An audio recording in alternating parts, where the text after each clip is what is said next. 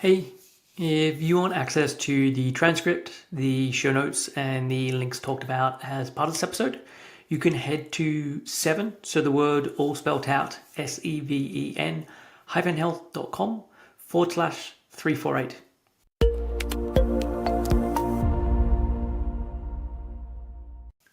Hey everyone, welcome back to another episode of Real Health Radio. I'm your host, Chris Sandel. I'm a nutritionist and a coach and an eating disorder expert, and I help people to fully recover.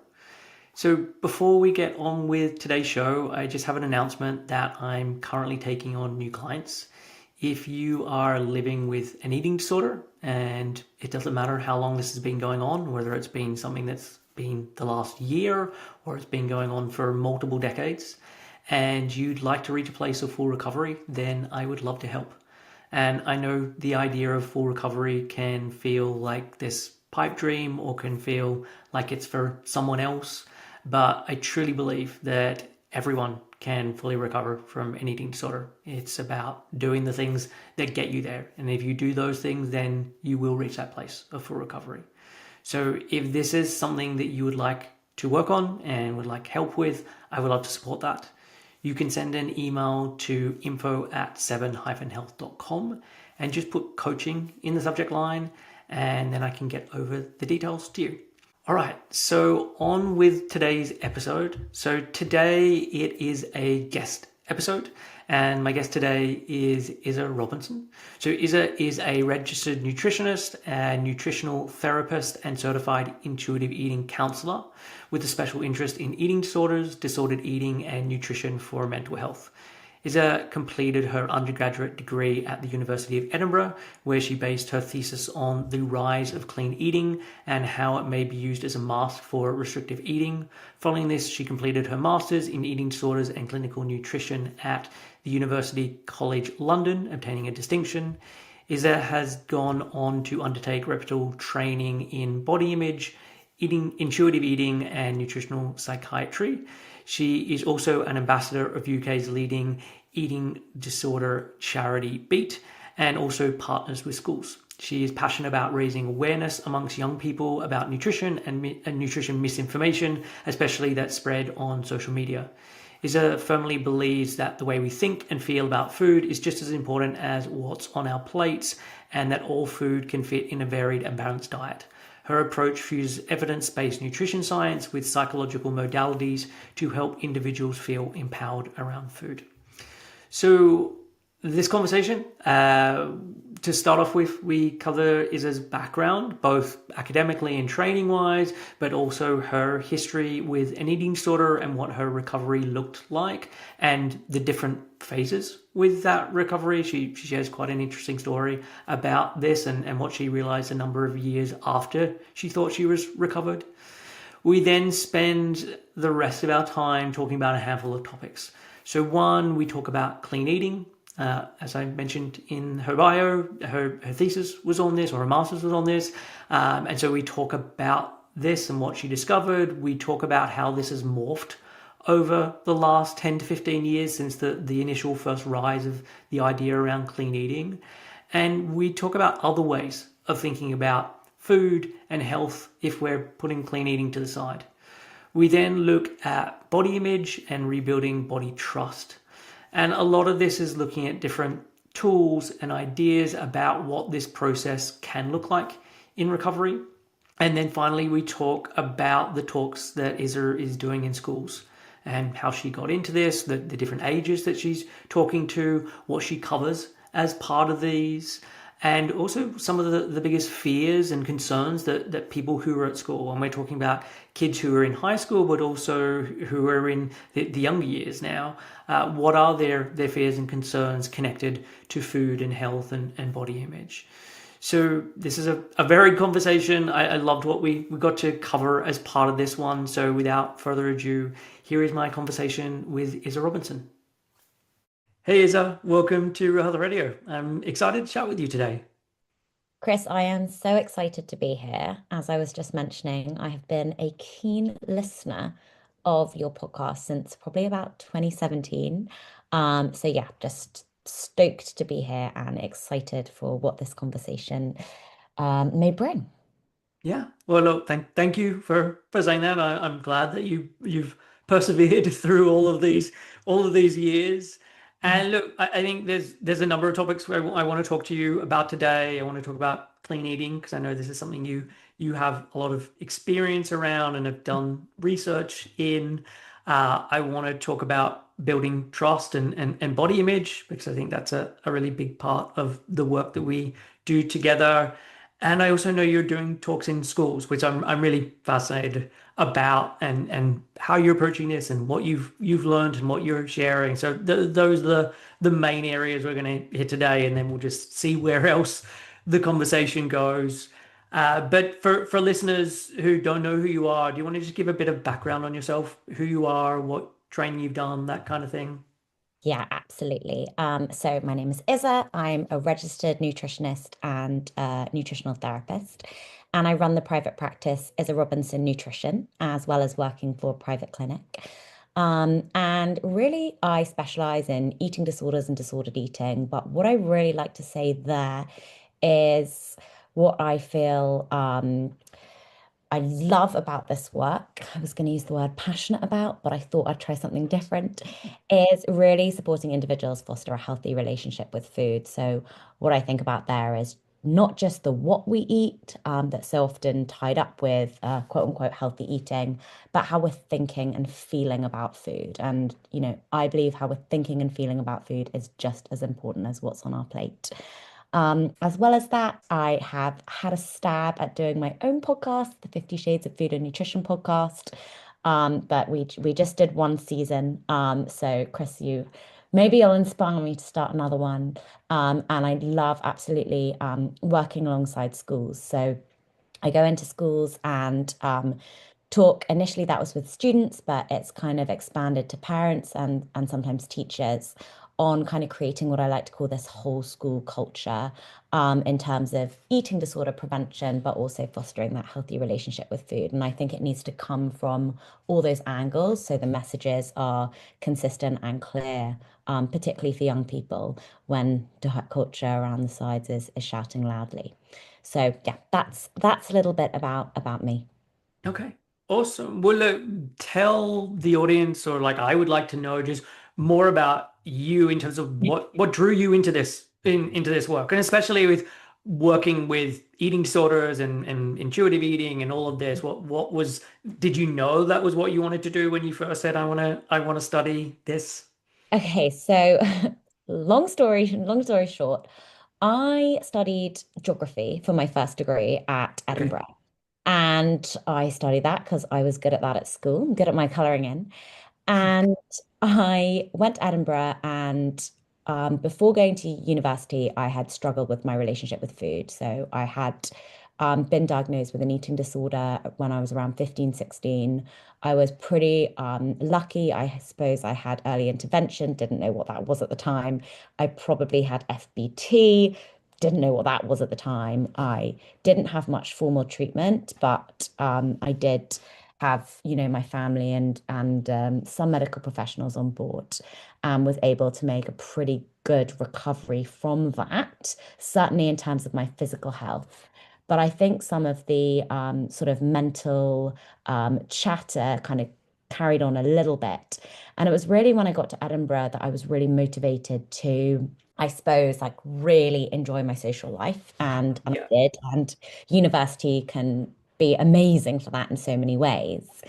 But it was also the time, 2012, 2013, where wellness was really landing in the UK. So I'm thinking the time of like peak juice bars in London, even though like the temperatures there are usually pretty cold. Wellness cafes popping up, the beginning of some of these things. And Yeah. I found that, and you know, I appreciate how detrimental this can be to so many people and their relationship with food. For me, it was, I suppose, a curiosity. It became a bit of a hobby. I set up a wellness account called Goodness Guru, and really, I was just kind of cooking and experimenting, but I was also actually living this kind of quite quote unquote normal English uni life. I mean, drinking, partying out late. And then I Yeah. was kind of like having fun making these like porridge bowls or whatever it was. And actually I felt like a real fake Chris. I was like, oh my God, I'm going out and staying out till 4 in the morning. And Yeah. then I'm like decorating an acai bowl and posting on Instagram the next day. Like it felt a bit weird. And it Yep. did felt full of contradiction. And as my sort of wellness blog took off, I started being invited to some events in London. So, like, quite weird stuff, I have to say, retrospectively. Like, events where we would spend like 2 hours decorating an acai bowl. Like, that is quite strange. Or like exercise classes or whatever it was. Yeah. And I was kind of meeting up with other people that had also done similar blogging experiences. And I found that they would maybe tell me all the things they didn't eat, rules they were following, lifestyles. And I thought, okay, hang on a sec. This doesn't seem that healthy to me. Right. It seems like it's got a kind of sinister edge. In truth, it really reminded me of what I'd been through in my earlier teens. It seemed restrictive, it seemed rigid, it seemed extreme. And that basically spurred me to A, want to study nutrition. Do all these claims by wellness hold up? Like, is kale the holy grail? But also to base my dissertation on clean eating and, what that means. And I interviewed lots of these bloggers who were amazing and really like brave and forthcoming and sometimes sharing their own experiences of eating disorders and their take on the space as well. So really, I guess that's how I got into studying nutrition. That's how I kind of became interested in clean eating, starting to, I suppose, just be a little bit critical about what I was seeing and think, hang on a sec, is this about well-being? Yeah. And I guess, the end of the story is no. I don't think wellness culture, clean eating truly hold well-being at their core. I Yeah. think they're often a mask for a lot of other stuff. But I think they also create a lot more anxiety, fear, rigidity, restriction, and mental chatter than, you know, than well-being could entail if we were thinking about that in a, holistic 360-degree sense. Yeah.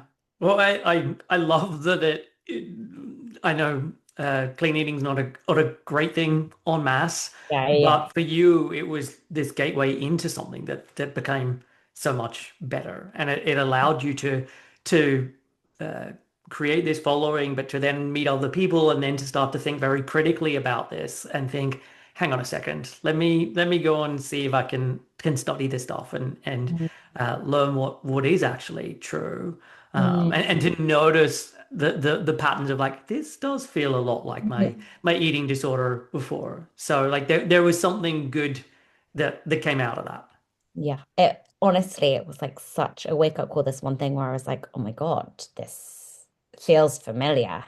Um, and I guess, yeah, always feeling like I didn't quite fit in that space. I think I'd sometimes, I mean, I'm making myself out to be an alcoholic. I wasn't, I was just a student, and Yeah. student part of it. But I remember even, I think once turning up to some breakfast and like I'd been out with friends to the pub the night before and thinking, hang on a sec, I don't fit in here, but like, is it not, it felt perhaps not right to not also be having those social experiences and Yeah. I just felt freed in so many ways and then it was almost like this like thing that was supposed to be about well-being was like sucking me back down into a trench and that was Yeah. when I was like oh my God it was such a wake-up call actually so yeah.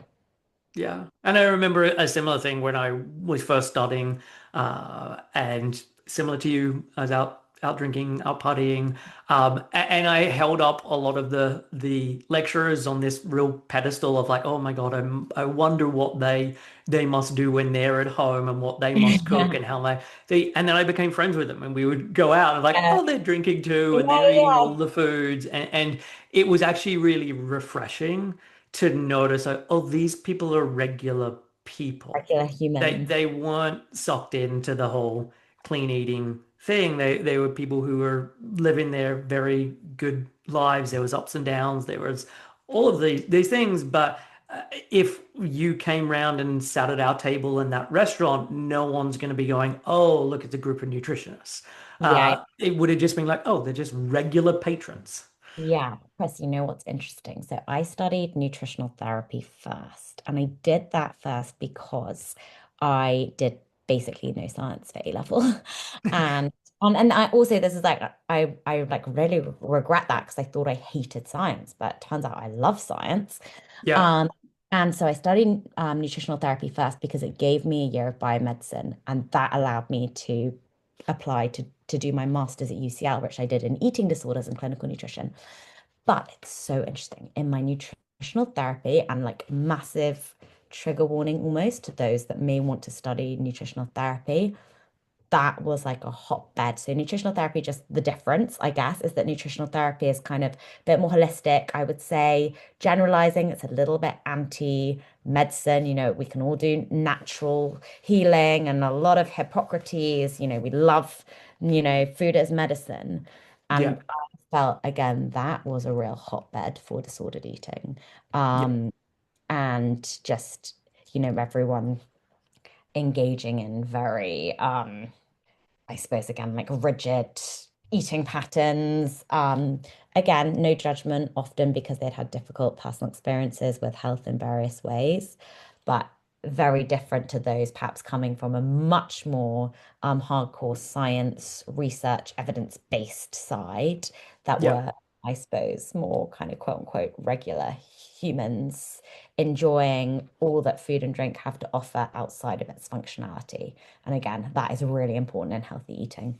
Yeah, for sure. And look, my training was at the more nutritional therapy Yeah. level, and it's amazing then over the next 5 years, 10 years, like how much I then disavowed so much of Yeah, that. And I went on to learn more and more and understand this in a different way. And I would agree with what you said there in terms of there was a lot of disordered eating going on. There was a lot of fears.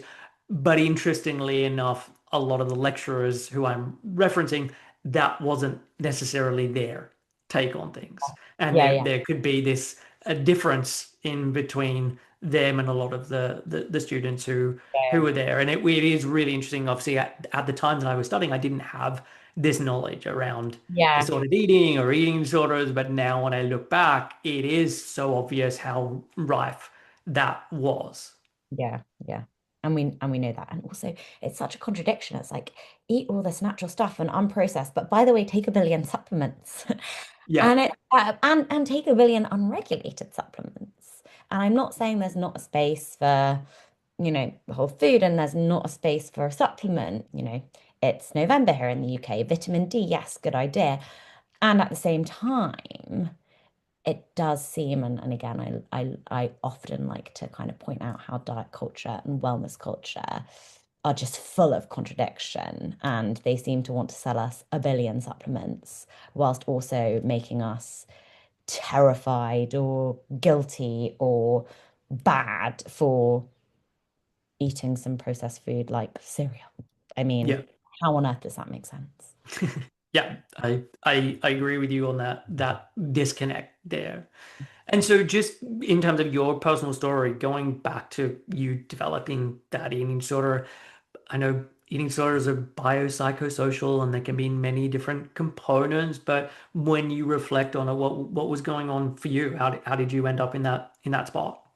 Yeah, Chris, I'm actually really glad that you asked me that question because it's funny how I came to this. So I actually until 2020, and this is awful, and I will admit, well, it's not awful. I'll admit my kind of ignorance. I purely thought that my eating disorder had just always been a desire to be smaller. So a desire to be smaller because that was the trend, because I would look better in clothes, whatever that might be. Yeah, And I've actually spoken publicly about, I suppose, how I then came to learn more. And, I was at the time I'd done most of my masters and I still couldn't get underneath the iceberg, I call it. If we see the symptoms or the labels or whatever, food restriction, overvaluation of weight and shape, like what goes underneath there. And I just couldn't. And I started seeing clients in 2018, 19. And I basically just burnt out really quickly. This work is psychologically demanding. I love it. And also, I think it takes time, as with any job, just to adjust to Yeah. the ways in which you're just navigating your everyday with doing this work and being with incredibly brave individuals in hard stuff. Yeah. Anyway, so it was when COVID happened. I was feeling really burnt out, and I guess the way that I was feeling that is I was just permanently exhausted. I just felt so fatigued all of the time, and it really scared me, actually. I've never felt like that before. I felt like I just couldn't get out of the fatigue. It wasn't that I was sad or anything like that. I just basically just was struggling to stay awake. Yeah. And I decided that this would be a really good time in my life to get some therapy. I'd actually never had therapy before. And I worked with an amazing therapist virtually. And it was never about my eating disorder, it was about my kind of burnout or whatever. And, stuff that was manifesting in my life as a, however old I was, 26-year-old was actually helped me to get under what it had been about. And truly, I think it was about just not feeling good enough. I'm Yeah. sure there were many other, I have definite psychological traits. I like to be organized, I'm efficient, I like structure, routine. Um, there were definitely other things. I was in quite a high pressured school. I put a lot of pressure on myself. Obviously, we live in diet culture, so that's there. But I think really the main catalyst was I didn't feel good enough in myself. I didn't feel enough as a person. And I think that's what led me to think, well, if I'm smaller, I'll be better. So I think it was it was probably that was like such a key part. And yeah, doing that therapy and as a 26-year-old helped me to make sense of, I suppose, an experience that happened to me 10 years prior Yeah. and has made me such an advocate for therapy. I mean, I've always been an advocate for therapy, but I feel like often therapy is good before we think we need therapy, if that makes sense. Yeah. Yeah. For sure. Let's not wait until the house is burning down before Yeah. we try and do something here. With that piece of information that you Yeah. discovered, okay, it was about like not feeling enough, good enough, whatever it may be. Had you then worked through that, like in those Yeah, intervening years, or it was more that was still there? I just wasn't medicating it through the eating disorder, but this is then what I worked on from 2020 onwards.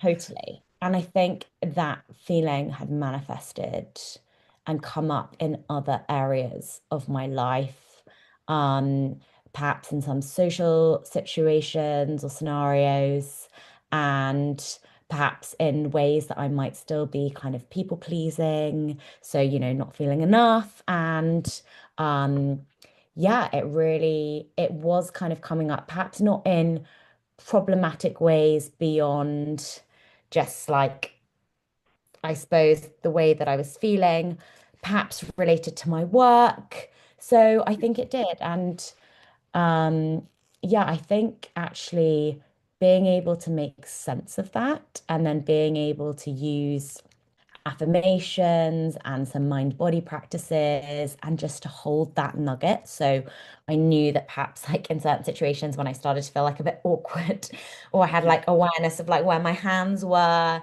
I'd kind of like kind of remind like I am enough, it's okay, like find my breath. And I think it really did. It was again, it was like another light bulb moment where everything kind of fell into place. And I'm not saying that, eating disorders are very complex. I'm not Yeah. saying that was the sole reason, but I think that that was one that I hadn't perhaps been able to label, put my finger on, understand, and it helped me make sense of so much else that came after that. Yeah. Nice. Well, I'm glad that you were able to have that insight Yeah. with the therapist. And then like when I think about eating disorder recovery, there is the initial phase where it is a lot more of let's look at the food piece and the exercise piece Yeah. and the body image piece and that type of stuff. But then it does go off into all of these other areas of life, and we can start on that stuff earlier, but I think that's what then becomes the things that really cement the full recovery piece is because you start to understand, oh, this is how I tend to be in relationships, or this is what I tend to do around anxiety, or this is my stuff around money, or this is my stuff around whatever it may be. And for you, okay, there is this feeling of not enough, and maybe I'm not doing that by trying to be thin anymore, but that's where my workaholism then Mhm. comes into it, or that's where I feel so overwhelmed by the clients because I'm like, this is about my self-worth, whether they get better or if they don't. And like, I've seen this with lots of clients where they recovered from their eating disorder, and then 20 years later, something happens and it's all back. And it's Mhm. because there's been this thing that's going on in the background that Yeah. we haven't really dealt with. Yeah, yeah, it's so interesting. And I think, certainly for adolescents going through an NHS treatment, the Yep, focus there is like nutritional rehabilitation. It's yep, weight restoration. It has to be. It for sure. absolutely has to be. Yeah, And at the same time, I think because resources are scarce and um, you know, um this work is kind of deep and it requires, I think, a certain level of just being able to be insightful about one's kind of thoughts, feelings, and emotions. And I'm not sure at 15 I would have been. I'm not speaking for everybody that age because that wouldn't be fair. But I think that piece can get left out. yeah. And so yeah, I didn't realize when I sought out therapy that I would be going back over this. I was like, yeah, I'm cured from that. Yeah, it was, my relationship with food like was hunky dory, but it was amazing to be able to make sense of why it had, I suppose, fallen off a straight and narrow path, and not just that, but it did help me to make sense of it more. Okay, nice. And I know you mentioned a few things in terms of mantras or doing some breathing. Are there other specific ideas that you can say, like, actually, this really helped in terms of that not enoughness feeling? Because I know Mhm. this is so common. And look, different things work for different people. But if there's anything that stands out as practices, please Yeah. share. I think there's lots that I sort of have subsequently found on my own, but there was one thing that my therapist did with me. She basically did a guided body scan that she tailored specifically to me. And, like many of our clients, I'm sure, when somebody says, have you tried meditation or just take a few deep breaths or, ground your feet on the ground, I am the person that wants to roll my eyes and be like, oh my God, if somebody else tells me to take a deep breath when I'm having a meltdown, I will, I don't know, get so angry. And so I was a bit like, ugh. Anyway, we did this and she wrote it and she kind of built up my, I suppose, acceptance to kind of or willingness to do it. And it was so amazing. She did this guided meditation, and I can't remember all of it, but there was just this one bit where, she said, I am enough, and I don't need to let X, Y, and Z impact me. Um, and it really came back to that. And I held, I suppose, her voice. I trusted her. I liked her, I respected her. And I just held that. And I suppose I had she sent me the recording and I had that to listen back to. And truthfully, I don't think I ever did. I just held some of those sound bites in her voice. So when I was in certain situations, or perhaps my thoughts were just overflowing or kind of going through one of those moments, my feet on the ground. There was a bit of that at the beginning. Feel the weight of the chair underneath me, the back of the chair, and just kind of remind myself, I am enough. And I found that to be really, really powerful in terms of that. In terms of other things we did, I think it was mainly just kind of talking through it. I will again be really honest that I like a lot of sort of theories and being in that perhaps more than the practices. So, for example, having a solid understanding of something like the nervous system, polyvagal theory Yep. is really useful for me.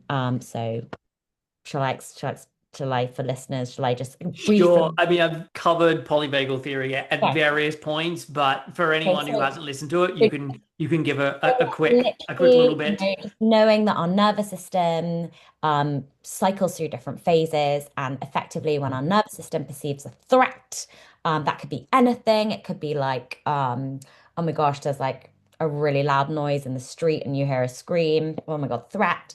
But it could be an email popping into your inbox.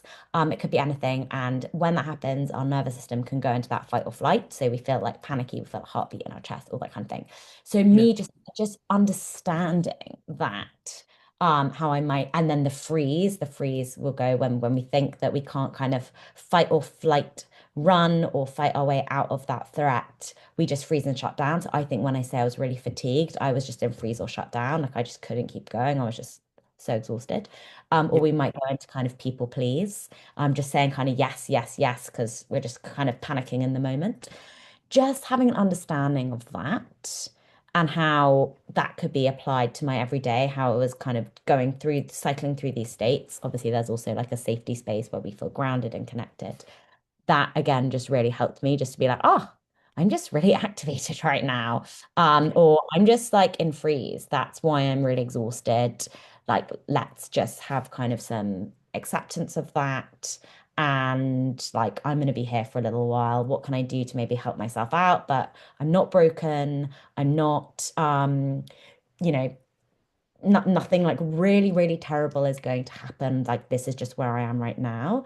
And again, just that awareness helped me to just, I suppose, like have some solace from different things. And yeah, again, I've really loved having the opportunity to go deeper into things like polyvagal theory or, body scans or other kind of different practices, get further training on those to be able to use them with the amazing individuals I have the joy of working alongside in, more specific to kind of food and body image. Um, in the work that we do. Nice. Well, yeah, I use polyvagal theory a lot with clients because I think it is so useful to be able to one be able to notice the state that one's in and to recognize that depending on the state that I'm in, certain thoughts, feelings, beliefs, memories, all of this stuff will naturally arise within you. So to be able to start to notice, oh, okay, if these things are going on, it tells me that I'm in this state and this isn't permanent. This is Hmm. transitory. What could help me now in this moment to either be with this or to move through this? And so yeah, that's definitely a lot of the stuff that I focus on, and also the part about you mentioning there was this guided meditation that you received. I've got as part of when I work with clients, there's one-on-one stuff, there's group stuff, there's a program that I've created, and as part of the program, I've got some different meditations Yeah. in there that I suggest that people use regularly. And it's really interesting that if I don't do them in session with people, they don't often use it very much. But if I say, look, I know this is in the program, but we're going to just spend this next 10, 15 minutes going through expansion or dropping anchor or whatever it is, they then tend to relate to it a lot more, and it means that they then do listen to the recording, but they hear it with different ears because they've had that one-on-one experience, and we've been able to have a conversation about what they noticed, and so yeah, it kind of just brought a smile to my face when you were when you were talking about that because I think it really I've seen the same. And Chris, I do the same now. If we're ever thinking about like any distress tolerance skills, body scans, we'll always do them in session. Even something like just taking a breath, practicing it in session. Yeah, Um, I think definitely allows someone to have the lived experience of it being useful, yeah, rather than just like another list of tools.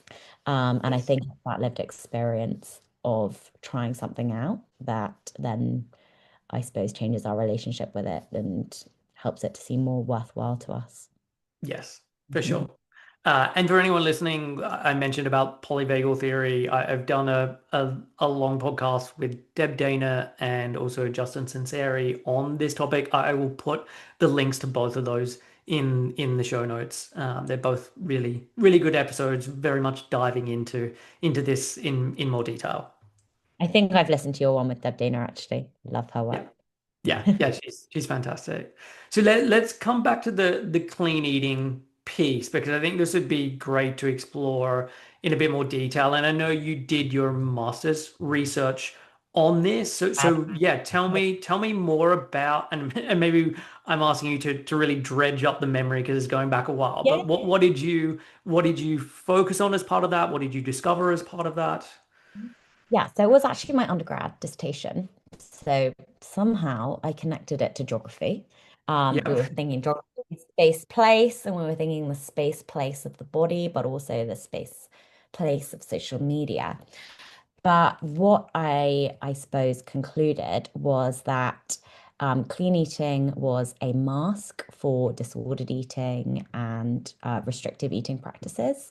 So I think probably what we can kind of add to that is how maybe clean eating slash wellness culture is, I suppose, like was the next wave of diet culture, and how we kind of had diet culture has kind of changed, and clean eating kind of has been a form of that, but I suppose a more legitimized form. But also we looked a lot at, or I looked a lot at kind of the objectification of the female body as part of, I mean, clean eating. It could have been, I called it the clean eating movement, but I suppose I'm using kind of clean eating movement and wellness culture synonymously there. And this yeah, was kind of 2015, 16, I was doing this. So again, we're talking about a decade ago. So things have yeah, changed. Um, but yeah, looking about how kind of health wasn't kind of about this kind of lived experience of health and a kind of authentic well-being in terms of our physical health, but also kind of mind, body, soul. It was really being equated to like female beauty standards. yeah, And, you know, wellness being, yeah, it being a look, it being a trend, it being an extension of capitalism, trying to kind of sell us something that we all wanted a piece of. So those were my kind of main arguments there. And it was really fun, I guess, in that research, kind of using Instagram. I remember like sitting in the library and I'd be scrolling through Instagram, like screenshotting things. And yeah, it was lots of conventionally attractive women who were the face of wellness. yeah. Um, and it was a predominantly at that time female orientated space as well. Yeah. And it like just touching on what you just said there, it felt very, and it still does, but like it was a putting on a performance. It Mm. was very Yes. much this Instagrammable life, and this is what my lunch looks like, and this is us Mm. on holiday on our yacht, and this is like it was all of that, and like ticking the boxes of certain foods and certain things that I'm doing. But they were like, I would always look at it and I'd be like, I wonder how they're really doing. Like, I wonder, like, behind closed doors, what's really going on? Like, how do they actually feel physically? How do they feel mentally, emotionally? Like, what's really going on? Like, there was this hollowness to it. Like, it was like just 2D. You could just like push it over. Like, there wasn't any real substance to it. Totally. And also it kind of there's this sense of it being a kind of not just a performance in terms of kind of like body weight shape looks, but also kind of like a social currency. Like there's this kind Yeah. of virtuous element to something. I am a kind of good, virtuous person. And I think also back in, um, I suppose I was doing this 2015, 16, but looking from like, how the movement was 2010 to kind of that time, I Yeah. think it was also a lot more inaccessible then. It was a lot more like it was very elitist at that Yes. time. It was like very expensive spaces and juice bars. I think there has been a little bit of a trickle down where, you can now buy lots of these things in the supermarkets. Yeah. If you want almond butter, you can go in the supermarket. I'm picking random foods, and there's no such thing as good and bad foods. Almond butter is not a bad food, but that was something that like I don't know, pre 2012 was very much isolated to like health food shops and wasn't necessarily that popular. Nut milks, all these kinds of things.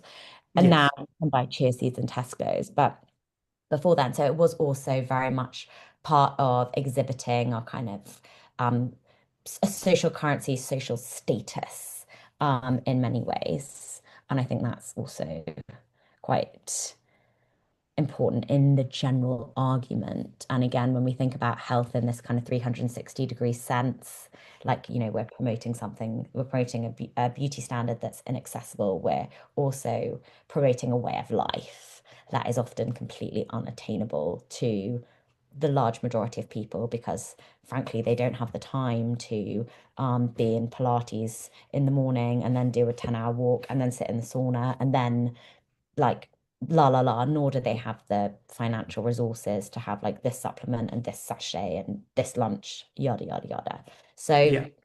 you know, and then just also from just a kind of capitalist argument or counter-capitalist argument, we're being influenced to spend dark culture, we're being influenced to spend our time, our money, our resources, and our headspace on living this life, buying these products. And for what? Is it because it's to look a certain way? Is it because we want to feel enough? It comes back to my enoughness. We want to feel enough. We want to Yeah. feel like we're worthy, that we're this like successful person. Really interestingly, having worked with clients who I suppose been in their teens more recently and other trends that perhaps I don't have my finger on the pulse of so much, but things Yeah. like that girl trend. Do you know about the that girl trend? I do not know about that girl trend. Maybe I'm outing myself for not being up No, to date no. with stuff. And I have to give my clients credit for educating me in some of this stuff, but the kind of that girl trend is kind of, she's that girl, that girl wakes up at 5 a.m. She drinks her matcha with all her supplements in, then she heads to the gym, then she has her like very healthy breakfast and her smoothie, and then she, la la la la la. And then there's also like that healthy girl, that healthy girl is the girl that um lives in her aloe active wear and it's so interesting kind of how yes it is about these particular behaviors or habits, but underneath I really think what we all want a piece of and why diet culture and wellness culture can shout so loudly is because that lifestyle, those habits and behaviors, plus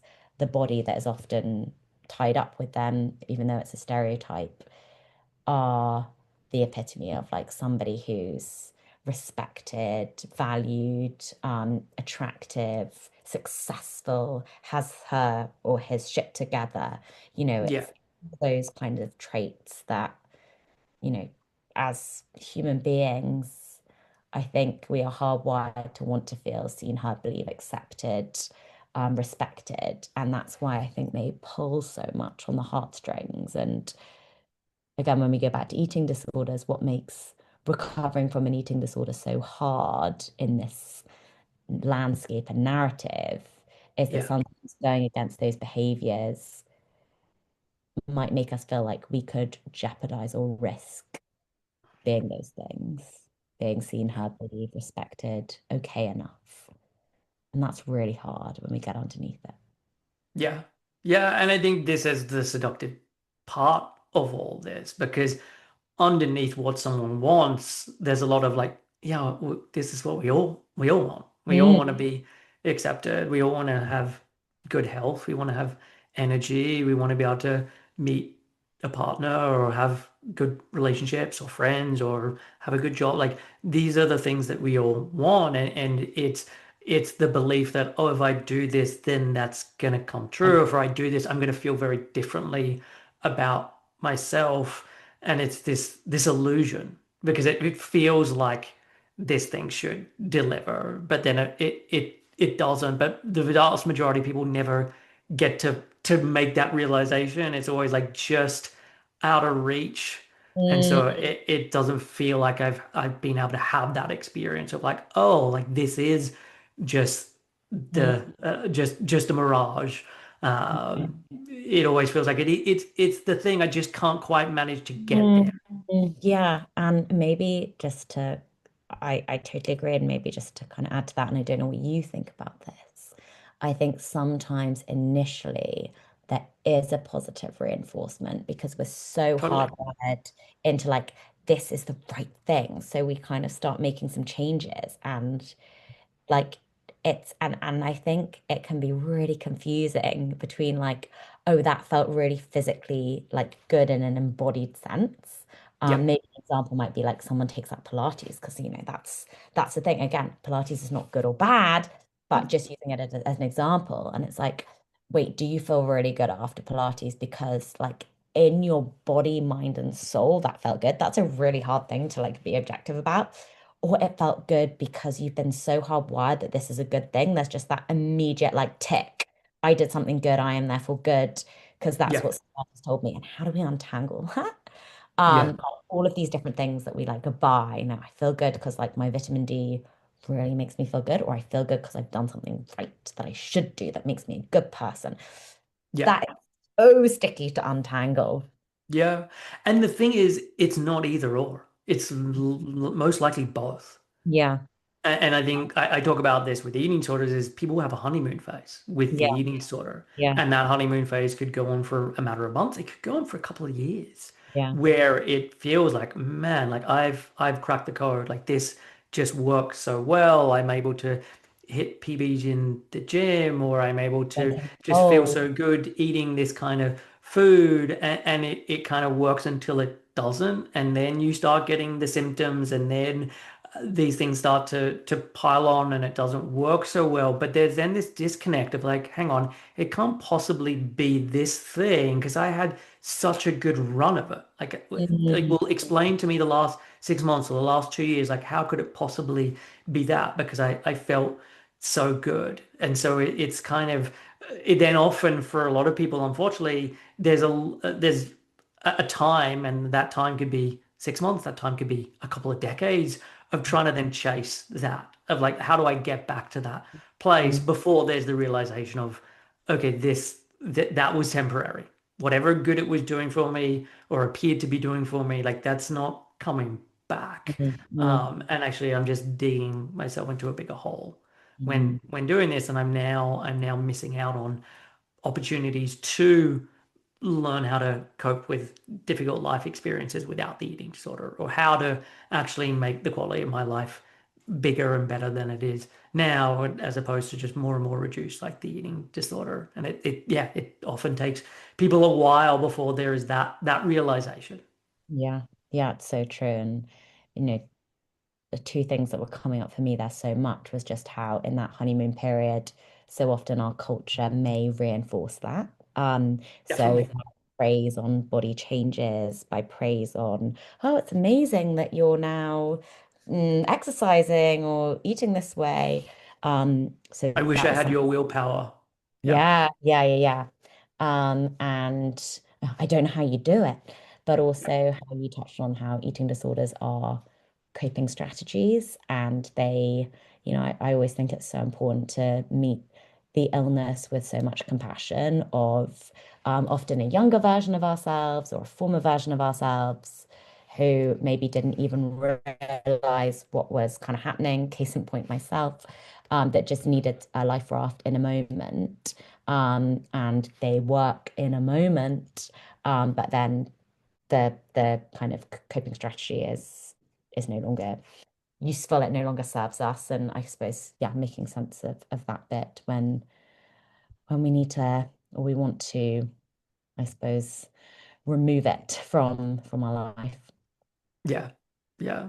And so, I mean, if we were thinking about just going back to the clean eating piece, um, like I know people talk about clean eating or healthy eating or whatever, and underneath that there are sort of good intentions Yeah. around it. So I wonder, kind of putting your nutritionist hat on, like what if you were building this from the ground up, like what would it actually include? What would you want people to know about this stuff?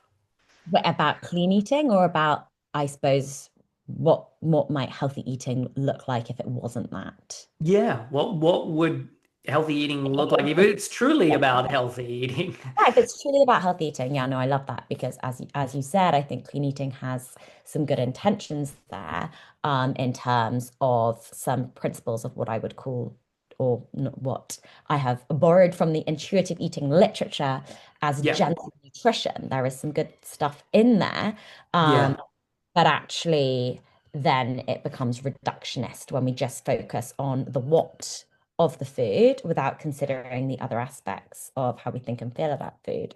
So I guess if I was thinking, okay, if not clean eating, what would I kind of want people to kind of equate with quote unquote healthy eating? I guess two things. The first of all, the first part is I really like to think about health using the World Health Organization's definition of health. So, health not just being our physical health, but our physical, mental, emotional, social, psychological, financial, environmental, yeah, um, well-being. And so if we think about all of those different facets of health, I like to think about how different foods, lifestyle experiences meet different aspects of our health. So when we think about our physical health, I am thinking of what we might typically think in terms of kind of nutritional guidelines or gentle nutrition, having a balance of, say, those carbohydrates, proteins, and fats, making sure we've got our foods that have our vitamins and minerals and getting our 5 a day. I'm speaking obviously so just kind of boringly there because I know that those are things most people know. And like secret, I think when it comes to healthy eating, it's probably the basic and boring, unsexy stuff that diet culture can't package up and sell to us at a premium. But there we go. Also in there, I'd be really thinking about, eating like regularly. yeah, So many people talk about like protein to balance your blood sugars. What about just eating every 2 to 4 hours to balance your blood sugars? Eating enough, like adequacy, is so left out of the picture. If we do not eat adequate amounts of food, we're going to feel hungry. We're going to dip into low energy availability. We're going to feel cranky. We're going to feel low. We're going to feel like frenetic. So that for our physical health. So, staying hydrated, all that kind of stuff. But then what about the other aspects? And I think here is where we can have so much fun. So, Chris, at the beginning of this, we were talking about kind of like, going to the pub or so what foods feed our social health? So to me, like foods that kind of feed my social health are like, when you go out and you have like big sharing platters of things and like yep, sharing desserts and you're sharing a drinks or you're doing like a supper where like everyone's bringing something or it's like afternoon tea and like everyone's baked a cake or a coffee morning. Like those foods feed my social health. Like, no, they are not going to be as nutritionally dense necessarily than like the salmon that I ate, but they feed an important part of my health. When we think about mental health, again, there might be like foods that we think of, the ones that we think about, like those brain foods, like omega-3 rich fish or dark leafy greens or whole grains, but then also, again, eating regularly. Because if we're not eating regularly, then we start to kind of feel moody, we start to feel low, we start to feel irritable. But also, like, mental health, I don't think it is healthy, supportive for our well-being to be overthinking every mouthful of food we eat, to be yep, feeling anxious, to be feeling stressed, to be feeling guilty, to be ruminating over our food. So also as part of that mental health is going to be all foods fit, that yeah, we can have a bit of everything and that's going to be okay. We can then move on for the situation. So that's kind of one of the ways that I really like to kind of zoom out from this and kind of think about and conceptualize healthy eating and a healthier approach to food. And then yeah, I guess the other framework that I would always advocate for, if we were going to reinvent the wheel on healthy eating, is intuitive eating as we understand it in the literature. So, intuitive eating, coined by Evelyn Tribbley and Elise Resch. It yep, dates right back to like 1994, 5, 6, when I was born. And as part of that, there is gentle nutrition. Okay, there yep, is, supporting our blood sugars by again eating regularly, eating adequately, having a balance of the macronutrients. No, it doesn't say we must have ridiculously high protein and no carbs. It says everything. It Yeah. doesn't say that every meal has to be perfect, but for the most part. But that comes towards the end.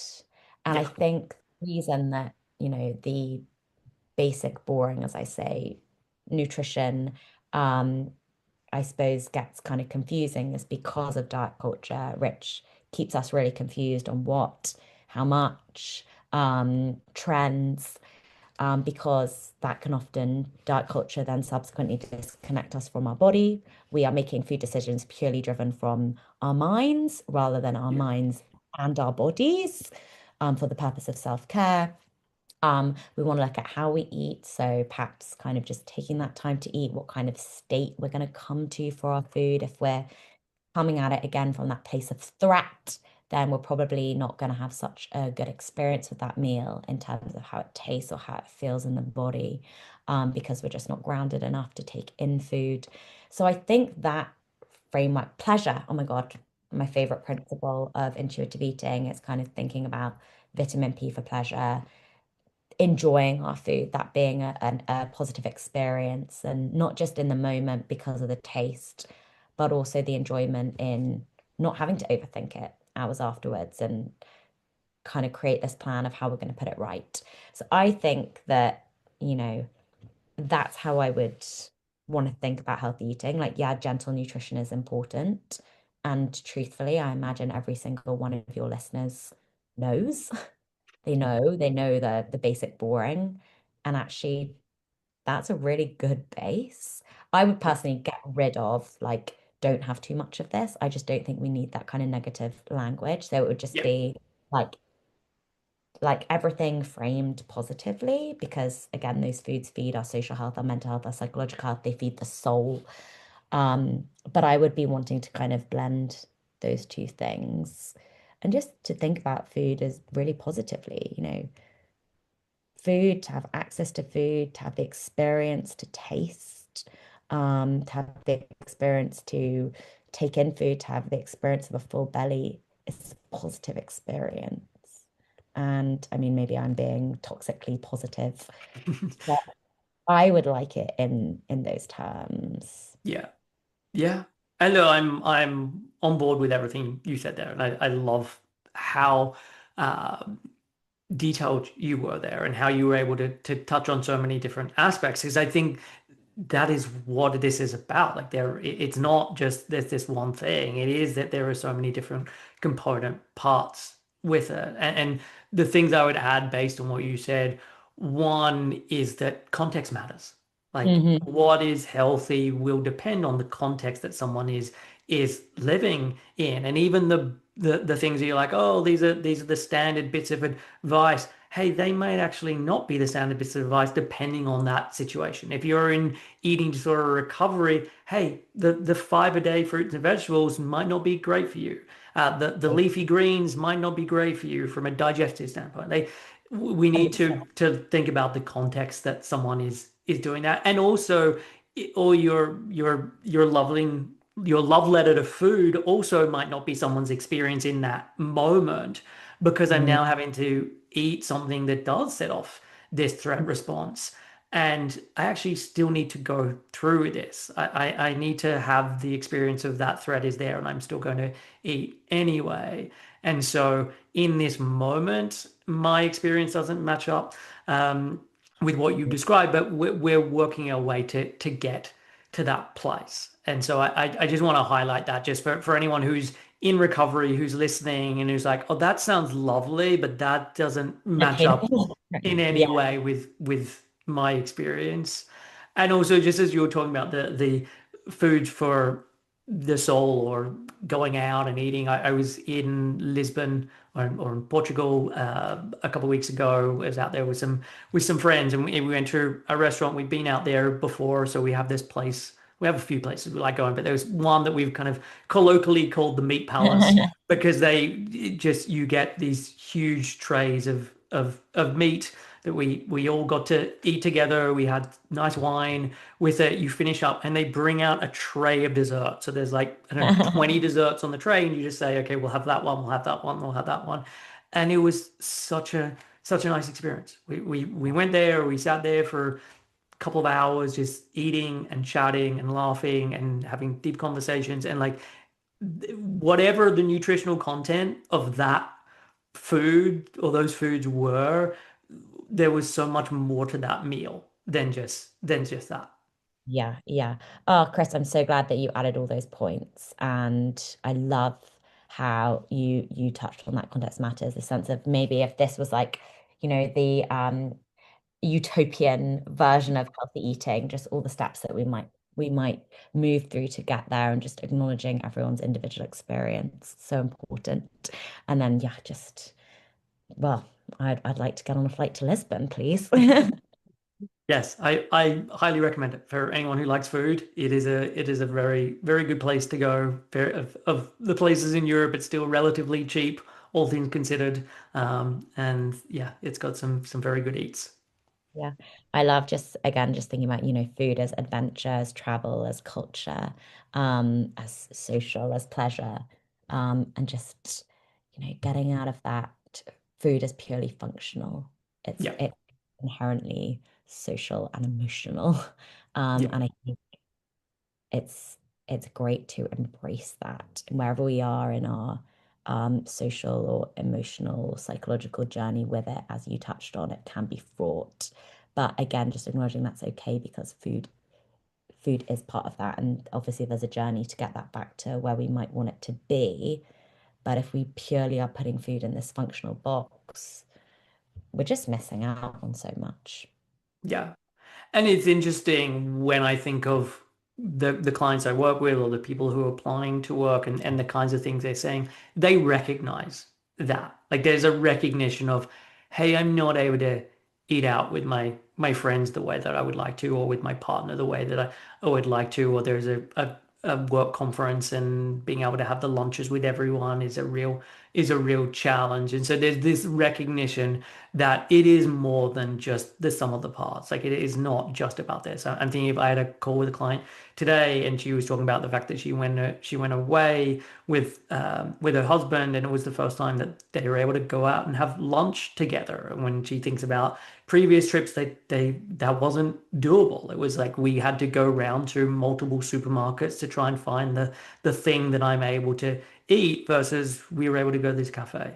And yeah, there was some food noise, there was a little bit of anticipation anxiety about it, but we're actually able to do that, and I enjoyed it. And I could notice a difference. He could notice difference. Like this is the quality of life stuff that you get back as you're doing recovery. 100%. And quality of life can only be beneficial for our health. I often like to use well-being instead of health because health is loaded. But again, right, like enjoying that experience, or even though there's some anticipation, working towards embracing that experience and that freedom can only be enhancing for our well-being vis-a-vis spending precious time away with loved ones, trekking around trying to find the most quote unquote nutrient dense safe food. Yeah, yeah. And so I want to shift to talking Right. about body image and building trust within one's body. And so yeah, let's start with the building trust piece. And if you were to talk about this and helping people build trust, like what does that actually mean to you? Yeah, I really like this kind of sense of body trust. And I guess the way that I kind of conceptualize it is through the kind of embodiment work and theory. And I love Catherine Cook-Catone's work on this. I think she is just amazing. But I So guess she's a name that I'm not familiar with, that I haven't talked about on this podcast. So if you have a brief synopsis on her take or framework I, or way of thinking. Catherine Cook-Catone is a kind of, I guess, academic scholar, but she's done a lot of kind of trauma work and eating disorder recovery work, from a kind of somatic embodiment lens. Nice. So she uses the, I suppose, embodiment model which she created, and it looks like an infinity, and it's really kind of about how we can blend the internal with the external. So, what we mean by that is kind of internal being thoughts, feelings, sensations that come from and within the body, with the external, so the sociocultural factors, messages we get from family and friends. And Yeah. when those kind of align, so we can kind of, I suppose, hold the internal and external, but kind of live truly and authentically to ourselves, then we are kind of living in an embodied um, sense. And I really like also just to kind of, I suppose, make that a bit more just understandable or relatable, just thinking about embodiment as being living from and within the body, how we can use the space of the body. Often we kind of objectify the body. So we kind of see the body from the outside in. We think about perhaps looking at a photograph of others, of ourselves. We look at the body, we look at kind of the edges, what makes up the edges, what makes up the face. But it's not about, so it's the opposite of that. It's living kind of from and within the body. I often like to think about like if I was gonna like get in my body, like what would it feel to put it on? Like reach like into my arms and stretch my fingers in and like what's it like living in? Another kind of thing I like to think about is like I use the kind of the car metaphor. It's not mine. Again, I think it's from the intuitive eating literature. But you know, if we look at a car kind of 10 meters away, what do we see? Kind of the outside of the car, the color. You know, has it been cleaned that day? Has it not? Has it got bird poo on it? Whatever it is. But actually, what's it like to walk up to that car and get in it and shut the door? Then what do you see? Where do you want to drive that car? Where do you want to go? Right? Often people say the beach, like, where do you want to, who do you want in that car with you? So it's Yeah. about seeing our body as this vehicle and this vessel to like do great things in and to, I suppose, appreciate, but to have trust in, trust, to listen to the body's wisdom and to trust it rather than basically seeing static ornaments as outer shells. And I suppose the kind of real trust bit comes in there when we think about, I suppose, how we can bring together these thoughts, feelings, sensations, how we can kind of keep an ear out for those and tap into those. So it might be what we might kind of think about at face value. So things like, what does tiredness feel like in the body? Like in the body? What does thirst feel like in the body? Um, what might emotions feel like in the body? What might things like anger or sadness or panic feel like in the body as a sensation? And kind of being able to build trust in those, being able to kind of listen out for those, build that interoceptive awareness, that awareness of what comes from within the body.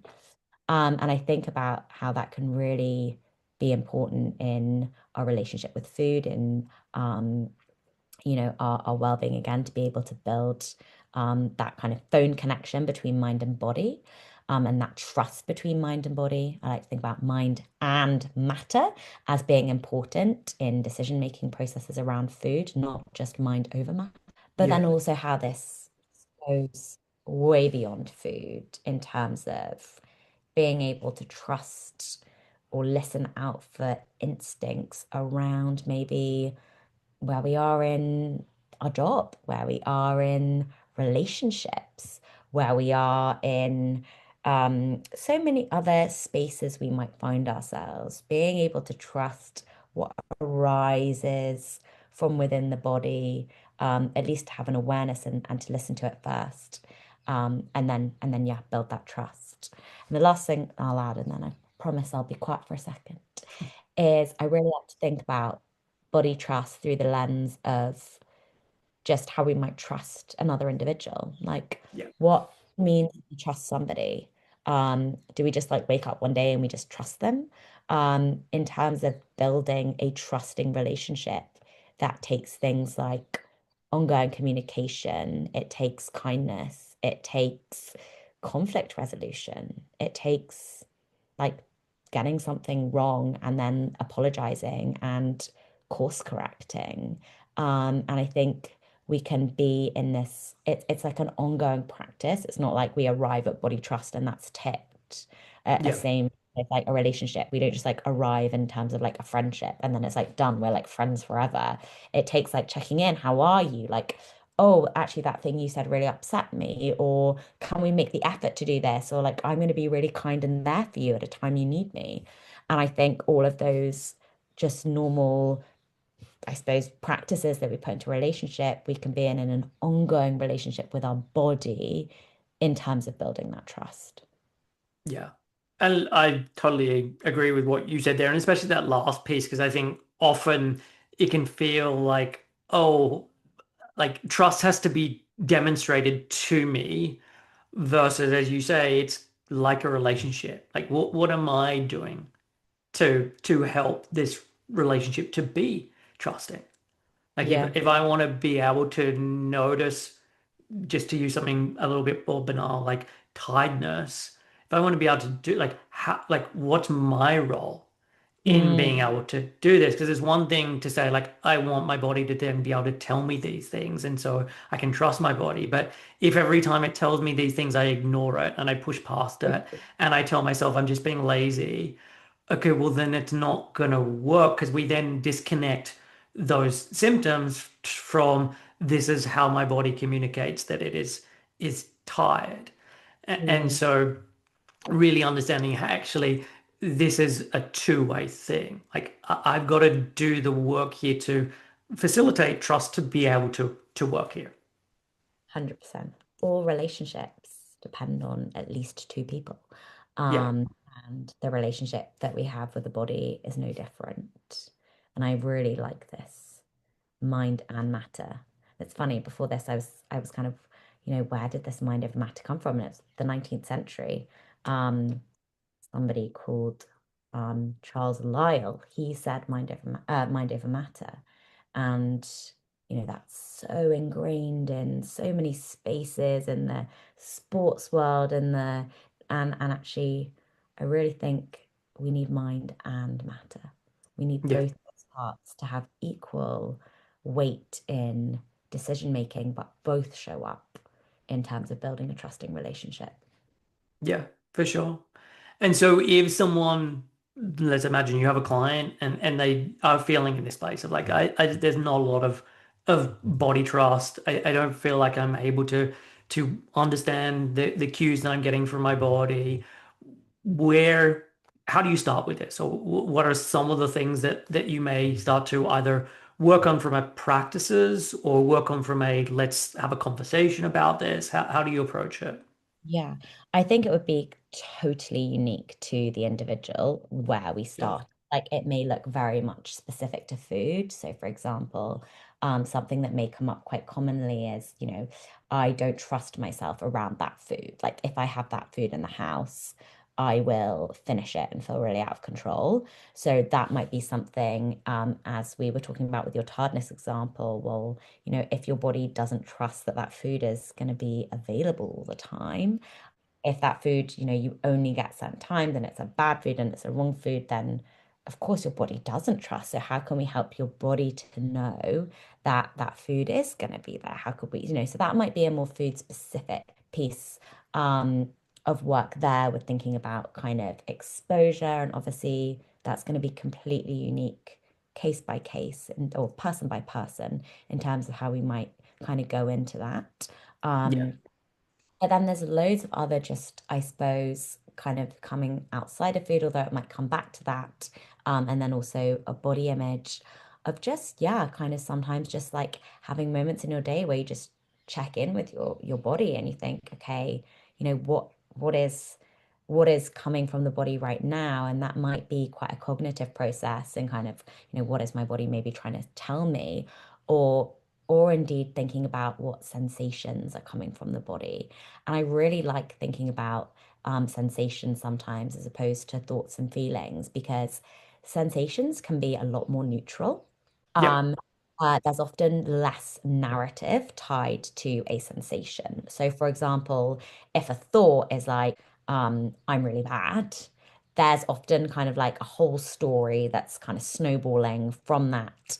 Whereas if we kind of get under that, I'm really bad, and we're kind of like, okay, where is that inside of the body? So we might use something like body maps of emotions. So there is actually a standardized body map of emotions. And what they did was they got loads of participants, they played them different stimulus, and they got them to kind of shade in where they felt that in the body. And then Yeah. they were able to kind of standardize that. Do you know the kind of map I mean? I absolutely I love it. I don't, but it's really interesting. I'm halfway through a book called How Emotions Are Made. I don't know if you've come across this or Not yet, not. but I'm gonna put it down on my list.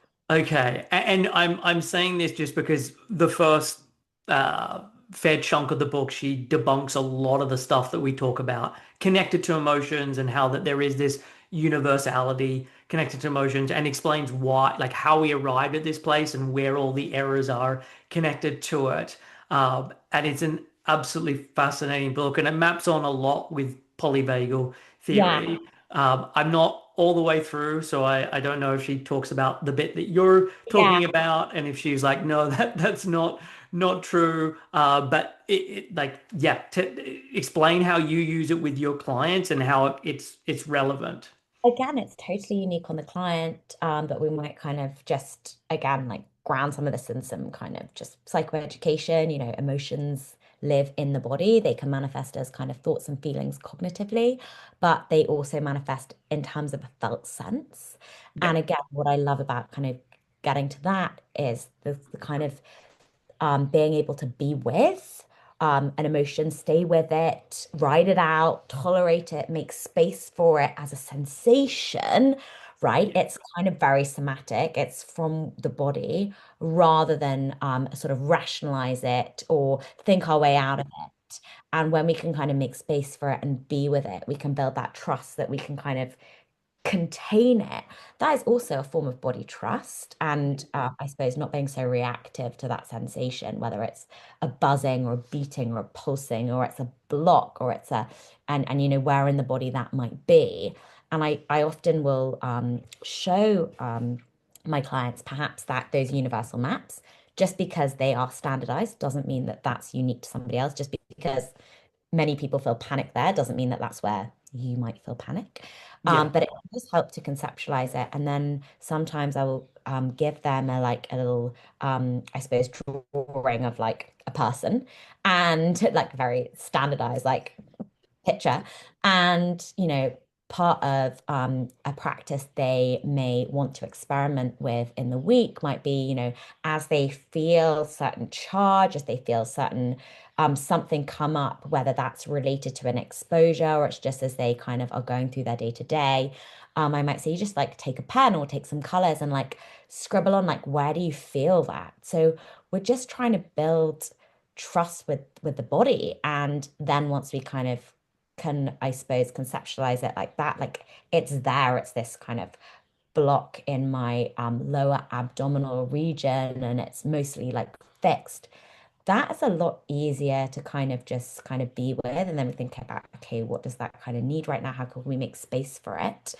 Than say like this kind of narrative that's just kind of going on and on and on and on and on and on and on. yes, That I guess we're permanently trying to kind of rationalize, but there is no rational rhyme or reason. And maybe this sounds like completely woo-woo. Like, oh my God, what is this nutritionist on about? But it is just increasingly being able to create spaces for a deeper understanding, and to be alongside our body. That's building trust with it. And I think it does open so many avenues for healing. And I think one of the big ones for me, and this comes from Catherine Cook-Catone, I can't take credit for it, is really the sense of the body, the space of the body being a resource for our healing. So I think that many people that have experienced an eating disorder, or people that think about eating disorders, may think, okay, the body is the problem. Like the body yeah, becomes the problem. Whether the body was the problem to begin with and the eating disorder fixed it, or now the body is the problem because it can't keep up with the undernutrition, or whatever that is, and it's now so compromised, it's giving up on us. So the body is this site of pain, of struggle, And when we think about this kind of embodiment piece being in the body, being alongside what's coming up in the body, having an awareness for it, creating space for it, using somatic practices like breath or awareness or heartbeat, or kind of just giving ourselves like a hug, which is intensely grounding, or using the senses, like using smells or using touch, like squeezing ice when we're feeling certain things. Suddenly the space of the body is a resource for healing, right? Yeah. It's a site, it's a tool that we have to like manage and cope and, be in the world. And that as we move back to things, maybe it's a yoga practice, or it's a meditation practice, or it's horse riding, or it's nature. Our body allows us to kind of be in the world, but then we have the space of the body to self-regulate. And I just think that is such a cool way to think about it. Yeah.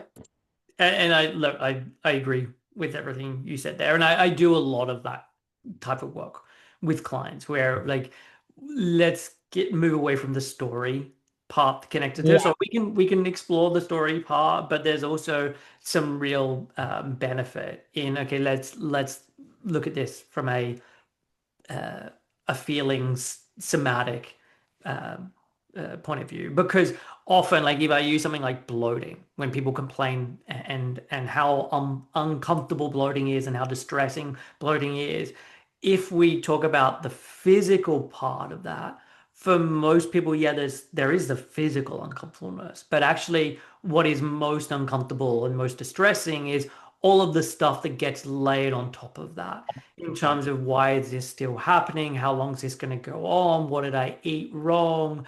All of this kind of stuff. And Mm, and I would say this even for people who are neurodivergent, highly sensitive, where there is much more of a physical component that is connected to it. So much of the distress isn't the physical sensation per se, it's the resistance to that physical sensation.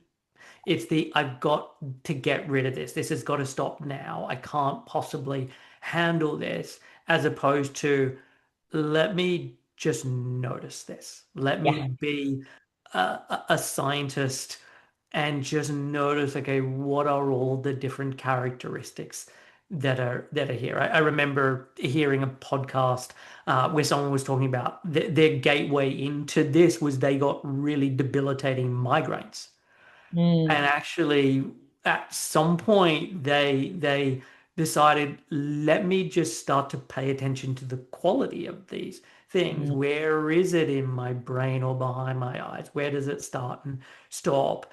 And that shift from just sheer panic and make it stop to curiosity made a massive difference. And I know what I'm saying sounds a lot easier me saying this on a podcast than it does in the moment, yeah. and being able to start to bring some of those things and do bring that in for some of the milder discomforts or the milder thing that's a challenge of can I start to bring that way of thinking in, but also that way of experiencing. Yeah, yeah. I think that's it's just so powerful. And the stories and the narratives around different sensations, like bloating vis-a-vis what it feels like in the physical body. Um, it's funny that you mentioned the migraines because I will often, when we've done a big deep dive into bloating and ruled out all the potential medical stuff, and we're thinking about it from like a gut-brain axis point of view, often say, okay, well, no, when you get a headache, how do you feel about that headache? And people will have headaches, but annoying, but like maybe I'll take a Nurofen, maybe I'll drink some water, but like, it's a headache, I can move on with my day. But the bloating is like, I'm a Mm, good person, I'm a bad person, I did a good thing, I did a bad thing, like I need to control this. I need, such a different response to a physical sensation than a headache, when often a headache is actually more painful than the experience of bloating, which is uncomfortable physically, very psychologically, very much psychologically, um, but just elicits this huge response. yeah, yeah. And so yes, we're on the same page with this Yeah, piece. yeah. And then what about in terms of the body image piece. So we've talked a lot about the body trust. We've talked about different sensations. How does that then come into the body image part? And I guess when you're thinking about body image, how much of this is the aesthetics versus the aesthetics is just this small part of it, and we actually need to be exploring a lot broader things than just this.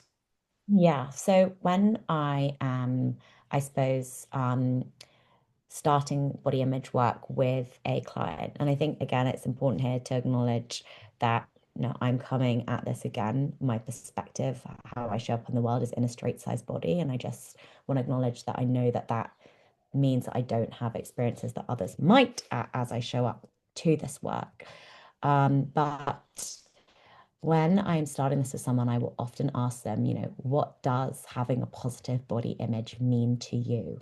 Yeah, And it's really interesting what comes out of that initial discussion, because what I tend to find is that having a positive body image is not about having a thigh gap or a six pack or brown hair or blue eyes or whatever it might be. It's actually not necessarily thinking about my body so much.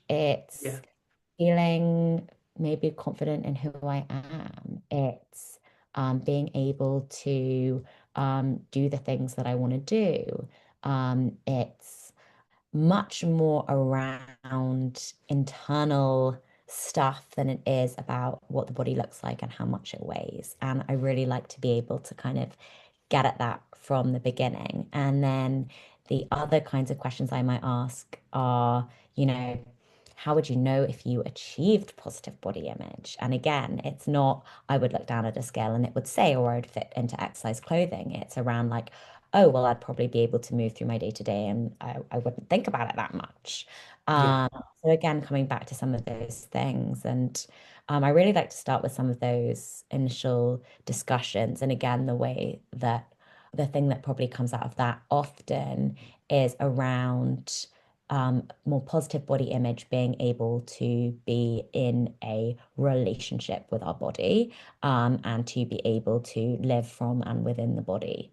So thinking about how that doesn't mean we're never going to have a bad body image day. It doesn't mean we're going to magically be able to eradicate diet culture, although I do think we should keep trying. It's around effectively being able to acknowledge or have some radical acceptance for the culture that we live in and for those toxic beauty standards and diet culture. That doesn't mean we agree with it and we aren't going to fight to change it. It just means we're acknowledging what it is. yeah, And to be able to know that that is going to be really difficult sometimes, or we are going to have difficult days, but how can we stay in relationship with our body? So on those days, how can we look after ourselves? How can we respect the body? So that might be just basic, boring respect. I often say, we might like hate a teacher at school, like we might like just really not like them, but we're still gonna go in and respect them. So that might mean just getting our basic needs for food met, ensuring we're hydrated, we've had enough sleep, we've got a good kind of work-life balance, and gonna respect those needs for rest. It might be things like appreciating body functionality, what our bodies can do. It might be things like self-compassion. It might be engaging in some of those mind-body practices. So really kind of being able to be in that relationship with the body, open communication, kindness, knowing that in a relationship, like even the person that we love the most in the world, like I adore my husband. I think he's 10 out of 10. But there are days where he really annoys me. yeah, And like there are going to be those days and I really annoy him and we get on each other's nerves. But how can we come back from that without, suddenly having to like starve or suppress my husband or whatever that might look like. So yeah, just yeah, thinking about being in that ongoing relationship with the body. And I think so much of that embodiment piece comes into that. How can I live from and within? So not just my worth being defined by what my body looks like, but what do I want to do with this body? Like this is this awesome, I love that quote that says, your body is not your masterpiece, it's the paintbrush that you use to create your masterpiece. yeah, And thinking about mission and purpose and values driven living. Yeah, what do I want to do with this body of mine? How do I want to leave my stamp on the world, or just how do I want to experience it? What do I want to leave this world having done? Because without our bodies, we truly can't get very far. Yeah. Yeah. And so I'm glad that you said all that. And I also it's great to hear that when you start to do this exploring work with your clients, that they're able to recognize that it's not about the aesthetics per se. It's Yeah. about these different experiences I want to have or how I want to feel in that moment or those kinds of things. And look, even when someone is saying something aesthetic related, we can then dig into that of like, and what do you think that's gonna lead to? Okay, you're gonna feel more confident. So what you actually wanting is confidence, or I'm gonna have a relationship. So what you're actually wanting is a relationship, and you can make the distinction of it feels like that's what's gonna lead you to that place, but there can be lots of different ways to actually feel that emotion or to have that experience. Because yeah, I think while body image work can be taking photos or doing mirror work, often Mm. it's a lot bigger than just that. And it is then looking at relationships and social life or the kind of job one's doing, or as you said, meaning and all of these different aspects. Because what I've seen through this work is that when we then do all of that stuff, people tend to think better about themselves aesthetically, just simply from changing Yeah, these yeah, other yeah, areas. yeah, But yeah, even if that doesn't happen, there's just more body respect. There's yeah. more, hey, this is just a smaller part of um, what I think life is really about. And actually, I want to focus on these other things that are much more important and meaningful to me. And especially as someone starts to then do recovery and they're not restricting and they're not doing this and that, and you start to see that the quality of life is coming back. It starts to make that belief around I have to look this way or be at this size to have a better quality of life. It starts to change that. And it's not like we live in a world that there is beauty standards, there is thin privilege. That it's not that it's not easier to move in this world in that kind of a body. I was having this conversation with someone with a client recently. It's like, yeah, li life is unfair.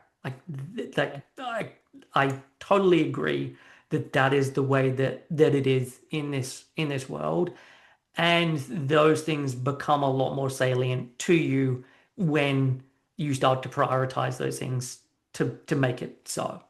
Versus, okay, there is some of that going on.